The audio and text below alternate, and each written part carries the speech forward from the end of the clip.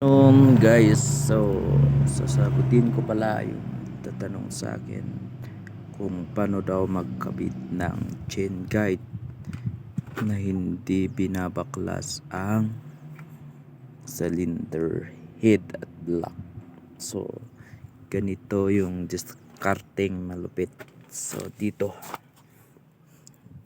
banda mo ipasok dito, then rotate, then tapos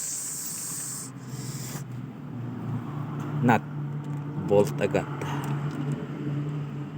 Ganyan lang magkabit. At sa mga nagtatanong pala kung ano daw ang pwedeng gamitin na technique para dito, so ito lang ang technique. Gawa ka ng ganito special tools na ito lang, pasok mo dito. Ito din yung gagamitin mong mag timing. Basta fix siya dito, sakto, ganun. Pwede ka nang mag timing.